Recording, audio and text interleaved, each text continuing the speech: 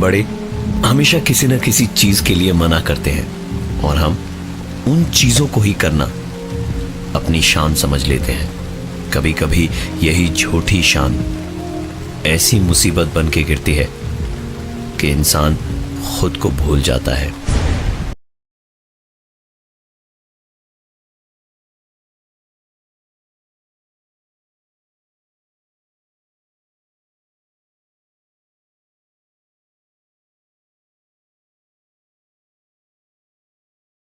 थी दोनों के मन में। 8 घंटे ट्रेन में बिताने के बाद जब गांव पहुंचे तो स्टेशन पर उन्हें लेने कोई नहीं आया था। भवानी ने बताया कि दरअसल उसके पापा गांव से बाहर किसी काम से गए हुए हैं, नहीं तो वो जरूर आते। भवानी ने आगे बताया कि उसके पापा बाहर गए हैं, रात को देर से लौटेंगे। सबने हाथ पांव धोया और फिर रात का खाना खाने के बाद देर रात तक गप्पे मारते मारते सोने को लेटे तो भवानी को लगभग तुरंत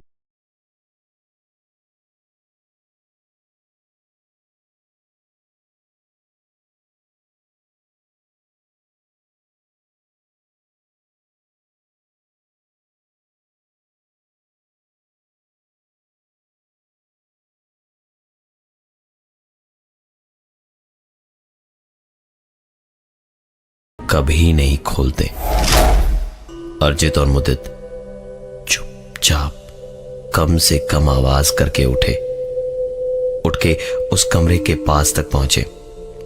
भवानी ने पहले ही बता रखा था कि चाबी हमेशा दरवाजे की किवाड़ के ऊपर ही रहती है। चाबी निकाल के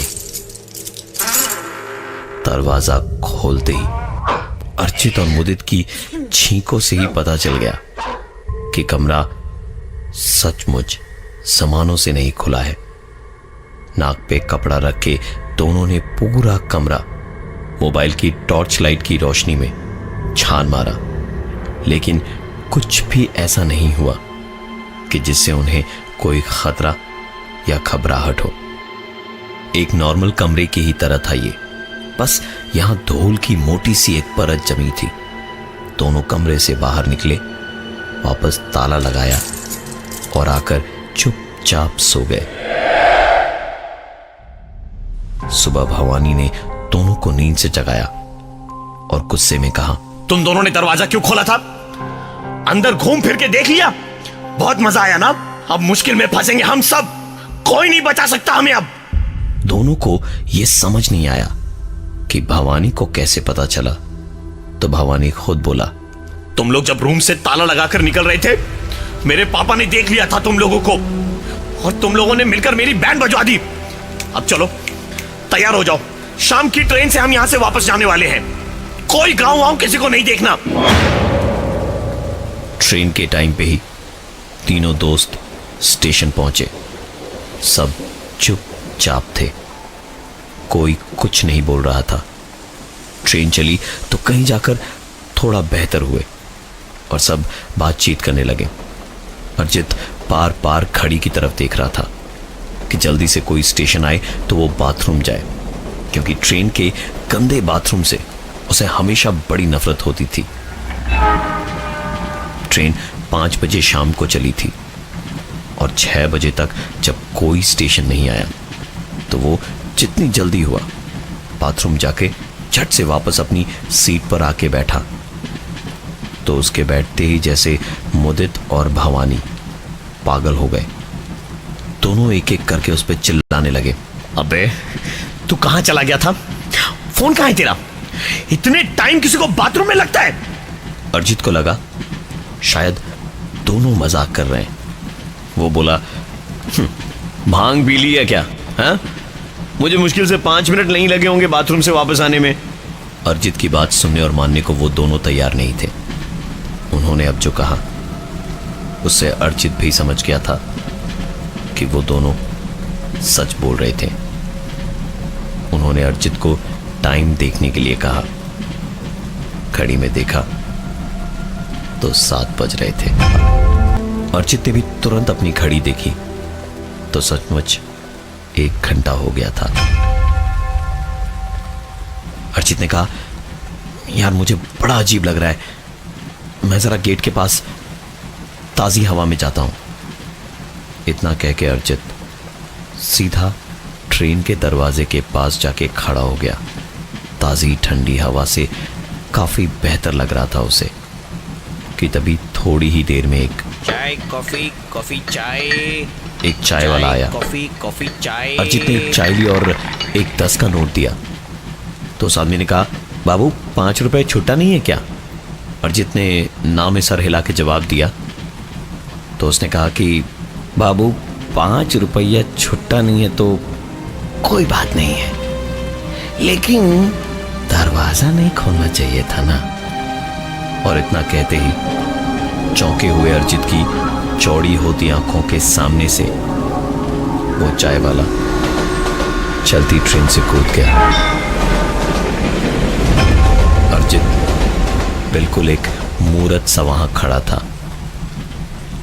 उसके शरीर का खून जमने लगा था कि तभी उसने दूसरे कंपार्टमेंट से टीसी को आते देखा। टीसी ने इधर आकर पूछा, क्या हुआ भाई, यहां क्यों खड़े हो? ऐसे दरवाजा खोल के खड़े रहने पे फाइन लगता है, पता है ना? अर्जित ने कहा, सर वो चाय वाला यहां खड़ा था सर अभी, और वो जल्दी ट्रेन से कूद गया सर। टीसी जोर से हंसते हुए बोला, अच्छा मतलब चलती ट्रेन से कूद के मर गया ना? कहा था ना दरवाजा मत खोलना। अब देखो चाय वाला गया, अब मैं भी चला। इतना कहते वो टीसी भी वहां से कूद गया। अर्जित को लगा कि वो वहीं बेहोश हो जाएगा। अब उसकी आंखों के सामने पूरी तरह अंधेरा छाने लगा कि तभी मुदित उसको ढूंढता हुआ वहां आया और बोला, अबे देवदास, यहां से क्या कूदने का प्लान है तेरा? चल अंदर चल, गप्पे मारते यार, यहां अकेले खड़े कब तक रहेगा तू? अर्जित डरा हुआ तो था ही, वो कांपती आवाज में बोला, यहां से अभी एक चाय वाला और टीसी उस कमरे को खोलने की बात करते हुए दोनों चलती ट्रेन से कूद गए। मुदित हंसा और बोला, हाँ भाई, कमरा खोलने को तो मना किया था, क्यों खोला भाई तूने? इतना कह के मुदित गेट की तरफ बढ़ ही रहा था कि तभी अर्जित को ऐसा लगा जैसे किसी ने उसे जोर का धक्का पीछे से दिया हो, और वो सीधा मुदित से ऐसे टकराया जैसे वो मुदित को ट्रेन से बाहर फेंकना चाहता हो। हाँ, हाँ। मुदित पलट के चिल्लाया, अबे तू पागल हो गया क्या? अभी गिर के मर जाता मैं। चाय वाला गिर गया, टीसी गिर गया, और फिर मुझे गिरा करके किसी और को ऐसे ही बोलता ना, मेरा दोस्त भी गिर गया। अर्जित रोते रोते बोला, नहीं भाई नहीं, मेरा यकीन मान, मुझे किसी ने पीछे से जोर का धक्का दिया था। मैं क्यों मारूंगा तुझे यार? हाँ, मैं क्यों मारूंगा? बता ना, मैं तुझे क्यों मारूंगा यार? ऐसा नहीं हो सकता, तू मेरा दोस्त है, मैं तुझे कैसे मारूंगा? मुदित गुस्से में दंदनाता हुआ वहां से सीधा अपनी बर्थ पे जाके लेट गया। अर्जित ने भी कुछ ना बोल के चुप रहना ही ठीक समझा। वो भी आंखें बंद करके लेट गया कि तभी थोड़ी ही देर में एक आवाज आई, टिकट दिखाइए। आंखें खोल के देखा तो अर्जित देखता ही रह गया। सामने वही टीसी खड़ा था और एक एक करके सबकी टिकट देख रहा था वो, और जितनी देर में पलट के वो अर्जित की टिकट देखता उतनी ही देर में एक आवाज और आई, चाय कॉफी कॉफी चाय चाय कॉफी कॉफी चाय।